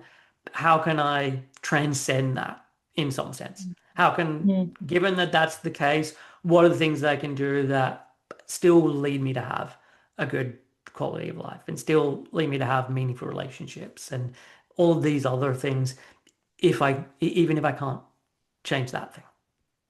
Ugh, I love that theme of transcendence. Love that. Love that. Yeah.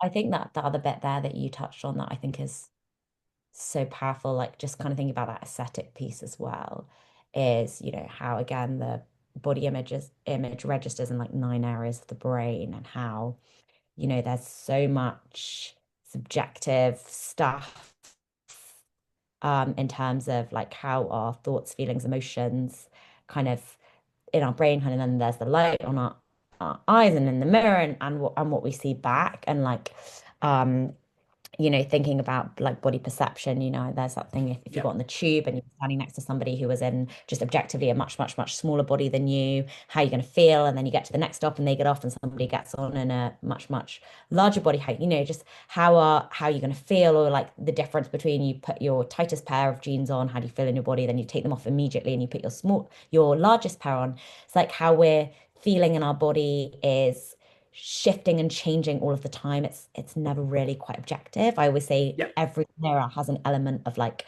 one of those funny fun fair mirrors. Yeah. We're never gonna get that full piece of reality, because what we are perceiving is so tied up with the thoughts, feelings, cultural stuff that's happening in the brain. Yeah. But also, Chris, what you said, I think is it's so interesting to me. And this might be helpful, I hope it is, for anyone eating disorder recovery, how I think the more undernourished and starved our brain is, um, the worse our body image is.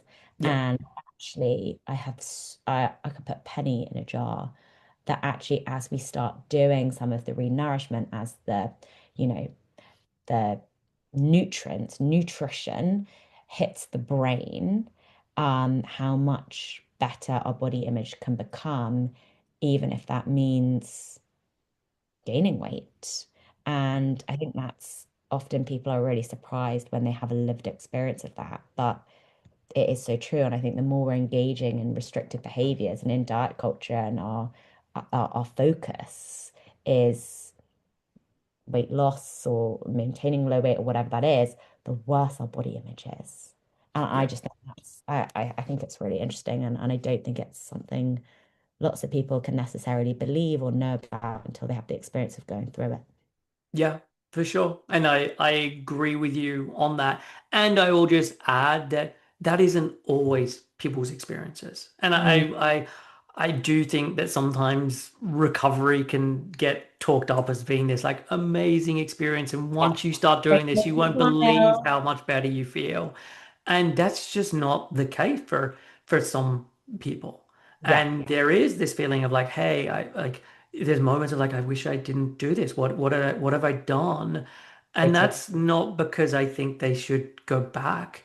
It's more that I lay it on to all of this is that recovery, especially around the body image piece, like there's a huge amount of grief Yeah, connected yeah. to that. And there's a huge amount of transition period to get used to Mm, this. And sometimes different isn't bad, but it feels bad to start with. mm, And I mm. need to be able to uh, get adjusted to that.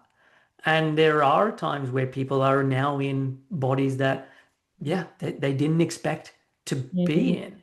mm, And we work through that and come back to all the things that I mentioned before and that you mentioned of like, okay, how do we have this then better quality of life and experiences? But that can take time to work through all those and to, in essence, be proven that this can be true. Because there then becomes this narrative like I could never then be in a relationship in this body, and now I've had the experience that actually isn't true, or I could never have this happen, and then it happens, and I would love it that it could just be this intellectual thing, and someone just shifts their belief, and in some instances that can happen, and other times you actually have to have that experience. Like there's no amount of me telling you this that you'll believe until you actually experience this thing to be true. totally. And Chris, I'm so grateful in this interview recording, just to be, I suppose, um, just have my feet pulled down to the ground a little bit by you and just remembering the diversity of experiences and the richness in the different experiences as we might move through food and body healing, that it isn't always that toxic positivity space. And I do know that. Sometimes I feel like you get really excited by that. But yeah, just to kind of come back to that, that is not always the case. And that's very normal if somebody is in that. And that's okay to be in that space, if that's where somebody is right now. Yeah, yeah, for sure. And so yeah, the last thing that I want to spend our time on is something you talked about at the beginning, which is the talks in schools. Yeah. And so yeah, how did you get into to doing this? Okay, so this was something that I always really, really wanted to do. And the reason that I wanted to do it is because I felt at school there was nothing that spoke to, I mean, there's the PHSE program, don't get me wrong, but nothing that really spoke to what we might actually have been experiencing in terms of our relationships with food and media, um, that kind of met us where we were and was also maybe delivered by somebody that we felt um, got us. So Yep. there were plentiful talks on healthy eating. I think they were really unhelpful. I think just the black and white, like food is good, food is bad, like this is a Yep. fact, rather than like everything's a bit of everything is really unhelpful. Story for another day. And then there were these talks on eating disorders, and like now I do not think they would be allowed. Like they were so problematic in so many ways. I remember we had one in year eight, and we literally watched a video on like an inpatient unit, and it was like filmed in like the 90s, and it was like all extremely emaciated young women, only women, didn't really account for men or diversity. And everyone just kind of seized up. It was really uncomfortable, but also it felt really unrelatable Yep. to maybe just the fact that, like, I don't know, I, as a 11-year-old, was kind of worried that others might perceive me as being greedy because I had been told greedy was bad, nothing that spoke to like, where does that come from? What does that mean? And, all this kind of stuff. Or, having a bigger appetite was kind of bad or wrong. So what I really wanted to do was to create something that touched on all of those nuanced areas. So it didn't talk about what we should and shouldn't eat necessarily. And it didn't kind of just go like eating disorders, blah. And yeah, I started these in September 2019, and I was really lucky that my school, I kind of reached out to a bunch of schools and kind of this is what I was doing. And rightly, lots of them were really kind of concerned, like, what are you going to say? We've had things on eating disorders.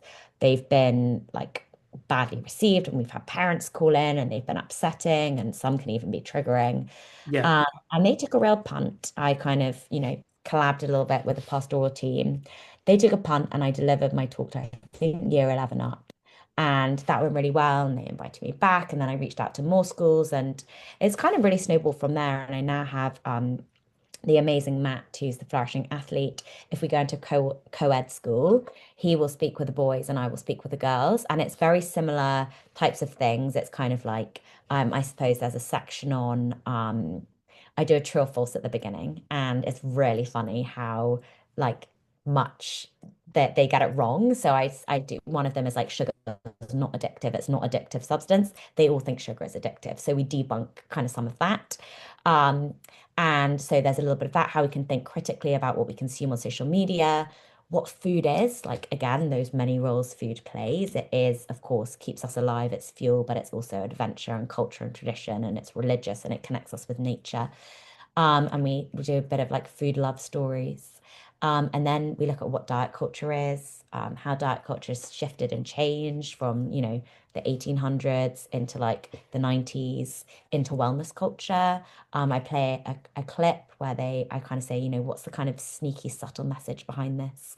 It's an influencer, and, her abs are on full show, and she's making a pizza, but it's made of watermelon. And we look at kind of what it's trying to say, even though it doesn't have any words. And then I debunk a couple of myths. I do sugar, I do bloating, distension across the day is completely normal. Diet culture kind of pathologizes what is just a normal part of having a physical body. Ultra processed foods I do as well. And then actually what we can take away. So again, I look at broadening out that health. So, we can't detox ourselves with any foods, but we can detox our social media feeds. I realize I probably shouldn't be giving away my entire talk on the podcast, but those are some of the themes, and Matt does the boys. So, it can be from his perspective as a male with the different pressures in terms of appearance ideals that hit boys differently, in terms of different trends that hit boys differently. So, like cutting and bulking, and maybe things like creatine might be much more, I suppose, relevant to teen boys, and things like bloating and, I don't know, intermittent fasting might be much more relevant to teen girls, but also, I think being able to feel, and obviously I know not everyone wants to identify in such a binary way, and that's also important for me to acknowledge. But I think just being able to we don't necessarily speak about our experiences in those talks, Yeah. but to just feel um, be able to identify with the person that's delivering the talk is important. And obviously, that's not perfect by any stretch of the imagination. But I don't feel like I could stand up in front of a group of boys and be able to deliver something as authentic and relevant and useful as Matt can because he has that experience.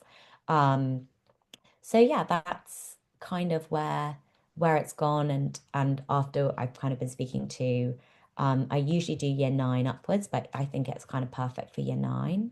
Then it was kind of like, And well, what ages is that for people year in different nine parts of the is world that don't know 13 what? to 14, 13 to Okay. 14.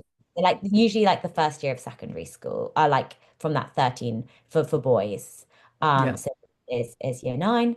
And what was I gonna say? I feel like that's quite a good pitch, but sometimes it's sixth form, and increasingly I've had younger and younger schools reach out. So prep schools saying, our 7-year-olds, our 8-year-olds are really concerned about sugar and say they can't have desserts. Oh my God, that's so concerning to me. Or Yeah. we're worried because we have some parents that restrict sugar so much at home that when this young person comes into school, they are going like absolutely crazy on the sponge and custard.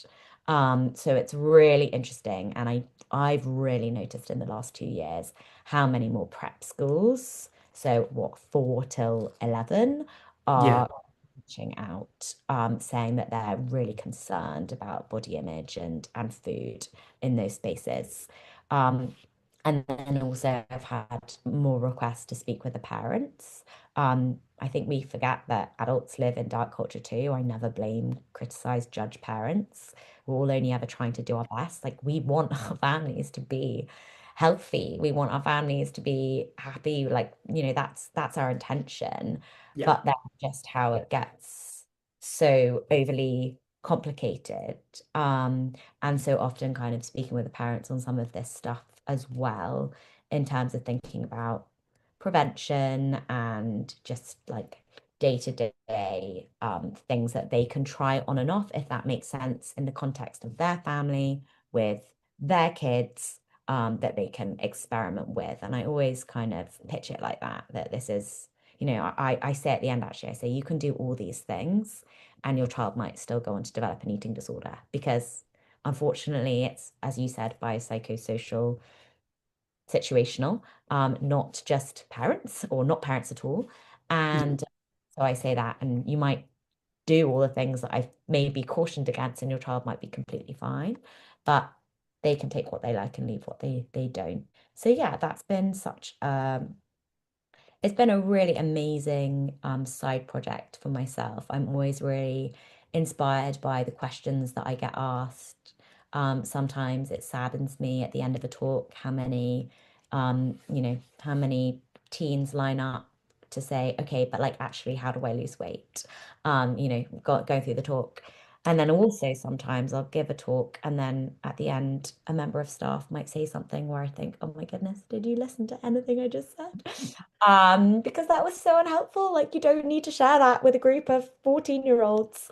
Yeah. Um, but my hope is that, if it can have prevented an eating disorder taking place by either just preventing or course correcting some negative eating behaviors or alleviating maybe like a trend, because obviously teenagers will copy each other, or indeed just prompting somebody to seek support, then hopefully I will have done my job well. Yeah. Well, I'm so glad that you're getting to do this and you're getting into schools, and it's wonderful slash sad that you're then getting requests from prep schools and what you talked about there with all these fears and worries and that going on for someone who's a 7-year old or a 9-year old. Like that. Yeah, I'm so privileged in that I had none of that growing up, and I didn't have any of those Yeah. thoughts that were going on. And so to think that that's in the daily life of someone who is a an 8-year-old or a 10-year-old, like that sucks. That's the case, and that it's at such a level that people are actively seeking you out for this. I wonder, like, what have you learned from speaking directly to students? Like, my assumption is you're probably seeing people who are younger than a lot of the clients that you work with, or it's in a different setting. So yeah, what have you learned from this? I think, I mean, I suppose just like on a surface level, it's not particularly deep or philosophical. I feel as though the like young of today, they are more savvy in terms of being able to think critically on social media. And they will also say, stop telling me social media is so bad. Like I know that, and actually I'm using it for this kind of creative outlet. Like I find following like this person's recipe videos quite enjoyable, and sometimes I might kind of question mark that, and other times like they are just following like a nice chef, Yeah, nice food, or they're following puppies, or they're following travel, or whatever it is, and I think it would be like unfair and dismissive for me just because of I'm older to say, well, you're wrong. So, I'm increasingly taking that on board. yeah, I do think they get a lot of their health information still from social media. I don't think that's because they're silly and they think social media is better than a doctor. I think increasingly seeing a GP or accessing a healthcare professional is not everybody can do that. It's not accessible to just like have a symptom and then be able to get an appointment with your doctor that week. So social media is always in your pocket. And if we don't have another voice, a reason, or another professional to tell us something different or to tell us not to worry about that or that's fake, well, what are we supposed to do? So I think that's also something that I'm kind of intrigued about. Um, and I guess from a more philosophical space, I just like how I am also challenged sometimes by some of what they're able to bring in terms of how, again, it's easy to talk about some of this stuff in a kind of, you know, like we've spoken about body trust, like sounds easy, right? Just like listen out and connect and but actually when you're in the moment of that, how much harder it is. So I gave a talk recently, and a young girl hung back afterwards, and she said that, she really liked what I said, but something that's really difficult for her is, if after school she goes to and picks like a bag of chocolate up, that she does feel like really judged by her dad, and that's really, really hard for her. What should she do? And okay, well, we pick that and like, think like, okay, let's validate that. That is really hard. That is really frustrating. Like, okay, and I would maybe think, hey, like, we can either kind of let that go and transcend that or whatever it is, or can we set boundaries with our dad? And she kind of looks at me and she's like, how am I gonna like sit down with my dad and say, dad, I really appreciate it, and I know this comes from a loving place, but when you actually talk down to me like that, or you make that non-verbal judgment through your eyes and your facial expressions, that really hurts me. She's like, my dad is literally gonna tell me to be like, wow, this is the right thing for your health. So again, it's always humbling for me to be reminded of how challenging this can sometimes be to enact in yeah, a real everyday life context, particularly when you're a teenager as well. So I do find that. But yeah, it's great having this window in, and I always also see my teens, the teens, as kind of like my toughest critics because they can often be too cool for school. And truthfully, I get so nervous still, and I've done hundreds and hundreds of these. And it's not that I'm nervous in the delivery or the content, and I change the content pretty much versus every school. I always try and speak to pastoral, I always do a form in advance, make sure it's really bespoke. But I'm always so nervous because teens are teens, and sometimes they are just too cool for school, and it's pretty scary. So in that sense, I like that I am kind of doing this parallel process of kind of being in this space of discomfort and trying to ride that out, and being with what is coming up in my body as I'm having a minor panic attack, that they're finding it really boring. But no, it's a real great privilege. yeah. Nice. Well, yeah, I'm trying to think. I don't think I've done any talks to teens, but I understand even just on a one-on-one basis, Yeah, sometimes yeah. that's not the easiest process. And so yes, I can understand that a room full of them can sometimes be a challenge. Yeah, yeah. Yeah. So look, this has been such a lovely conversation. I feel like I could chat with you for I many, know. many more hours. Where can people be going if they wanting to find out more about you? Yeah, Chris, honestly, I've loved this chat so much. It's felt so sort of wonderful and indulgent and a little break from kind of motherhood. Um, but also I agree, I could chat for ages and I at some point, because you said you didn't necessarily it wasn't your experience, kind of, I suppose, brushing up against diet culture so much as a child. I'm so curious to know how you got into this work and we can save that for another time. But Yeah. yeah, if people want to find me, you can find me on my website. That's isarobinsonnutrition.co.uk. And that's a lovely space. I do have an Instagram account that is at isarobinson_nutrition. I also have a TikTok, but I don't use it. So maybe don't find me there. And yeah, just if this conversation has made you want to reach out in any way, my email address is also a good space. So is at isarobinsonnutrition.co.uk. Okay. Well, look, I will put all of those links in the show notes, and thank you so much for your time. This was wonderful. Thank you. I loved it. Really, really great to talk. So that was my conversation with Isa Robinson. I love what she shared as part of this. She's got such a great website with loads of resources. Her Instagram has lots of resources. So if you liked what was covered as part of this, I would highly recommend checking out the links that she talked about and going to the show notes to find those as well. As I mentioned at the top, I'm currently taking on new clients. If you are wanting to recover and you want to reach a place of full recovery, then I would love to help. You can send an email to info@7-health.com and just put coaching in the subject line and we can get the details over to you. All right, that is it for this week's episode. I'll be back with another episode next week. Until then, take care and I will see you soon.